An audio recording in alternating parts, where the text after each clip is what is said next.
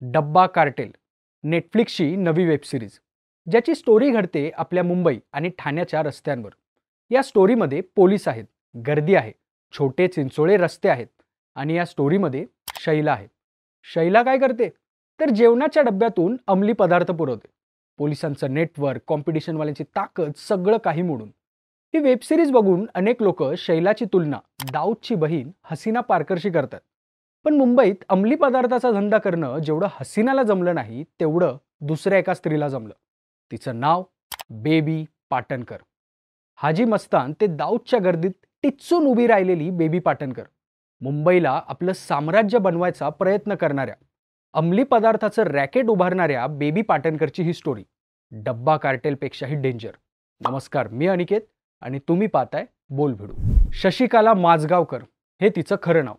पण शशिकला हे नाव काळाच्या ओघात कधीच मागे पडलं.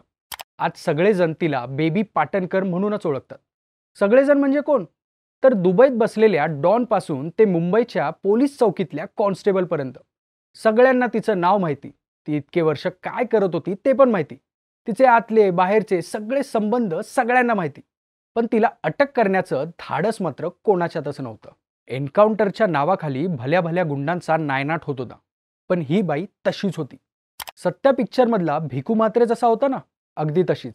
मुंबई का किंग कोण असं विचारलं तर एकाच नावाचा ऑप्शन शिल्लक राहिला होता, बेबी पाटणकर. आजकाल पेपरात अधूनमधून बातमी येत असते, अमुक तमुक जागेवर मेफेड्रोन नावाचं अंमली पदार्थ ताब्यात. या प्रकाराला म्याव म्याव म्हणून पण ओळखतात. म्याव म्याव आता कुठे भारतात सारखं सापडायला लागलंय. पण 1980च्या काळात हा सीन भारतात आणण्यासाठी बेबी पाटणकरला ओळखलं जातं. जवळपास 30 वर्ष मुंबईत अंमली पदार्थाचं रॅकेट चालवणारी टॉपची व्यक्ती म्हणून बेबी पाटणकरला ओळखलं जातं. इतकं असूनही ती पोलिसांच्या हिट लिस्टवर आली नाही किंवा गँगवॉरमध्येही सापडली नाही. म्हणून तिच्याबद्दल कुतूहल वाटतं आणि गूढही. वरळीच्या सिद्धार्थनगरचा भाग, टेकडी वजा जागा, याच जागेवर एक छोटीशी खोली, तेच बेबी पाटणकरचं घर. बेबी पाटणकरचं लग्न रमेश पाटणकर सोबत झालं होतं. कुणी म्हणतं तो दारू पिऊन टाईट असायचा, त्याच नादात त्याचा हार्ट अटॅकनं मृत्यू झाला. बेबीचं बालपण ज्या वरळी कोळीवाडा भागात गेलं होतं, तिथं मारिया नावाची एक लेडी डॉन होती. बेबीच्या भावांनीच त्या मारियाला संपवलं होतं. नवऱ्याचा मृत्यू, भाऊ जेलमध्ये, त्यामुळं एकट्या पडलेल्या बेबीनं घरकाम करायला सुरुवात केली. सांगणारे सांगतात ती मेस चालवायची. कुणी म्हणतं गल्ली बोळात फिरून दूध सुद्धा विकायची. या सगळ्यात तिची ओळख झाली मरीन ड्राईव्ह पोलीस स्टेशनमध्ये कॉन्स्टेबल म्हणून काम करणाऱ्या धर्मराज काळोखे सोबत. बेबीला पैसे कमवण्यासाठी काहीतरी सॉलिड करायचं होतं. तिच्या मेहुनीचा भाऊ अंमली पदार्थाच्या सीनमध्ये होता. त्याच्या थ्रू बेबीची या पिक्चरमध्ये एंट्री झाली आणि बघता बघता तिनं सिद्धार्थनगरच्या त्या टेकडी वजा जागेतल्या घरातून सिस्टीम उभी केली. मुंबईला अंमली पदार्थ पुरवणारी सिस्टीम. सहज मिळणाऱ्या अंमली पदार्थाच्या पुड्या विकणं हा बेबी पाटणकरचा मेन बिझनेस. रस्त्यावरून चालता चालता ती गिरायकाच्या हातात सुमडीत पुडी सारखवायची. त्यात तिला धर्मराज काळोखे मदत करायचा. काळोखे पोलीस होता, त्यामुळे पोलिसांनी रचलेल्या ट्रॅपची माहिती बेबीला आधीच समजायची. हळूहळू तिने आपलं रॅकेट वाढवलं. काळोखेनं पोलीस सेवेत असताना बड्या बड्या राजकारण्यांसोबत कॉन्टॅक्ट तयार केले. दोघं एकमेकांना मदत करत राहिले आणि एक सिस्टीम उभी राहिली. आणि या सिस्टीमची मेन होती बेबी पाटणकर. एवढं सगळं असलं तरी अगदी अलीकडच्या काळापर्यंत पोलीस बेबी पाटणकरला अटकच करू शकले नाहीत. कारण तिच्याकडे पोलिसांना कुठलाच माल मिळाला नाही. पोलीस रेड टाकायला जायचे आणि त्यांना रिकाम्या हातानंच परत यावं लागायचं. या सगळ्यामुळं बेबी पाटणकरची ताकद मात्र वाढायला लागली. चाळीत राहणारी बेबी पाटणकर कोट्यावधी संपत्तीची मालकीण झाली. बोरवलीत, पुण्यातल्या घोरपडेत, मुंबईच्या वरळीच्या झोपडपट्टीतल्या कित्येक खोल्यांवर तिची मालकी होती. वरळीमध्ये तिचं 24 खोल्यांचं घर झालं. हो, 24. मुंबई पुण्यात तिने कित्येक फ्लॅट घेतले, महागड्या गाड्या घेतल्या. मुंबई पुण्यासोबतच गोवा, आंध्र प्रदेश अशा राज्यात तिने करोडोंची बेहिशोबी कमाई केली. बँकेत FD गेली, अमाप पैसा कमावला. धर्मराज काळोखे आणि बेबी पाटणकर यांच्या कनेक्शनमधूनच हे सिंडिकेट उभं करण्यात आलं. एन्काउंटर सारख्या मुंबई क्लीन करण्याच्या मोहिमेतूनही सही सलामत सुटून बेबी पाटणकरनं लाखोची माया जमवली होती.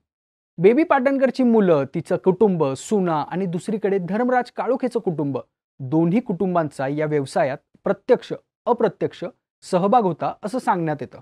पैसा वाढत गेला आणि प्रत्येक गोष्टीतून बेबी पाटणकर सही सलामत सुटली. पण रिस्क काय संपली नव्हती. रोजच्या या रिस्की लाईफला आता ती वैतागली होती. आता शेवटचा काळ शांततेत घालवायचा, धंदा बंद करायचा, असा विचार बेबी पाटणकरनं धर्मराज काळोखेला बोलून दाखवला. पण ते बोलतात ना, ड्रग्सपेक्षाही खतरनाक नशा असते ती पैशाची. धर्मराजला याच पैशाचं व्यसन लागलं होतं. धंदा बंद करायला त्यानं विरोध केला. इथंच दोघांच्या ठिणगी पडली. दोघं एकमेकांची जिरवण्याची भाषा करू लागले. एकीकडे काळोखेचे पोलीस आणि राजकारण्यांसोबत चांगले संबंध असल्याचं सांगितलं गेलं, पण दुसरीकडे इतक्या वर्षात बेबी पाटणकरनंही आपलं स्वतःचं असं नेटवर्क उभं केलेलं. धर्मराज काळोखे आहे तोपर्यंत आपण या धंद्यातून बाहेर पडणार नाही, हे बेबी पाटणकरने ओळखलं होतं. आता प्लॅनिंग शिजलं, ते काळोखेचा काटा काढायचा. प्लॅनिंग शिजलं, काय करायचं कसं करायचं ठरलं आणि काळोखेच्या घरी अंमली पदार्थ ठेवण्यात आले. 1-2 किलो नाही तर तब्बल 112 किलो. याची टीप पोलिसांना देण्यात आली. पोलीस सुद्धा एवढा माल बघून हँग झाले. त्यांनी काळोखेच्या पोलीस स्टेशनमधलं लॉकर उघडलं, त्याच्यातही 12 किलो म्याव होतं. एका पोलीस कॉन्स्टेबलकडे 124 किलोचा स्टॉक पाहून पोलीसही हादरले. काळोखे आणि बेबी पाटणकर ही जोडगोळी पोलिसांना आधीच माहीत होती, पण 30 वर्षात थेट पुराव्यासहित सापडण्याची ही पहिलीच वेळ. पोलिसांनी काळोखेला ताब्यात घेतलं, चौकशी झाली आणि बेबी पाटणकरनं पोलीस अधिकाऱ्यांनाच सोबत घेऊन केलेला प्लॅन उघड झाला. पोलिसांनी 40 दिवस टीप काढत बेबी पाटणकरलाही अटक केली. बेबी पाटणकरला अटक झाली ती तारीख होती 23 मार्च 2015. बेबी पाटणकर सोबतच पोलीस अधिकाऱ्यांनाही ताब्यात घेण्यात आलं. काळोखेच्या घरी अंमली पदार्थ ठेवण्याचे आरोप त्यांच्यावर टाकण्यात आले. दरम्यानच्या काळात सरकारी पातळीवर म्याव ड्रग्सला अंमली पदार्थाच्या यादीत घालण्याचं काम सुरू झालं. इतके वर्ष म्याव अंमली पदार्थाच्या यादीत नसल्याचा फायदा या माफियांनी घेतला होता.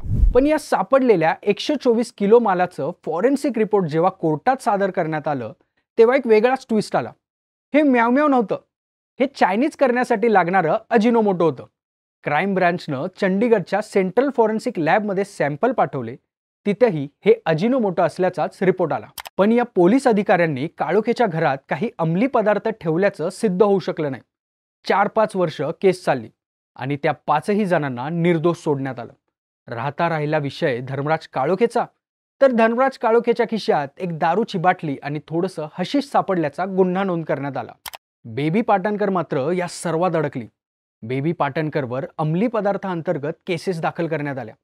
बेबी पाटणकरला पोलिसांनी अटक केली आणि अखेर मुंबईच्या राड्यात टिकून राहिलेली ही बेबी पाटणकर स्वतःच रचलेल्या जाळ्यात अडकून गेली. पण तिनं स्वतःवर होणारे आरोप मात्र फेटाळले. मी इतकी वर्ष ड्रग्ज विकत होते, मग पोलीस काय करत होते? त्यांनी मला का पकडलं नाही? 30 वर्षात मला एकदाही अटक झालेली नाही. मला धर्मा काळोखेनंच या सगळ्यात अडकावलंय. बेबी पाटणकर तिच्यावरचे आरोप फेटाळते, पण तिच्या कोट्यावधीच्या संपत्तीबद्दल, तिच्या काम करण्याच्या स्टाईलबद्दल आणि मुंबईतल्या साम्राज्याबद्दल दंतकथा आजही सांगितल्या जातात. बेबी पाटणकर या नावाभोवतीचं गूढ आजही कायम आहे. आजही अस्सल मुंबईकर सांगतात, डब्बा कार्टेल वगैरे किरकोळ, हाजी मस्तान ते दाऊद या गर्दीत बेबी पाटणकरच टिच्चून उभी होती.